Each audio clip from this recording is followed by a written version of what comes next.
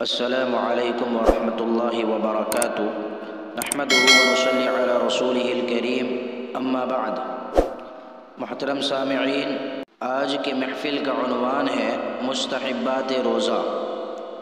Number 1، سورج ڈوبتے ہی نماز سے پہلے روزہ کھولنے میں جلدی کرنا۔ نمبر 2، کھجور یا چھوارے سے افطار کرنا، اس کے بعد پانی کا درجہ ہے۔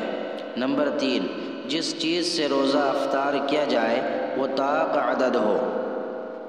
نمبر 4، افطار کرتے ہوئے دعائے معصورہ کا پڑھنا، مثلاً اللہم لک صمت وبک آمنت وعلیک توکلت وعلی رزقک افطرت۔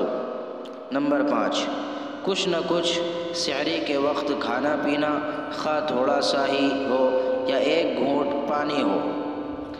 نمبر 6، اتنی تاخیر نہ کرنا کہ صبح ہونے کا اندیشہ ہونے لگے۔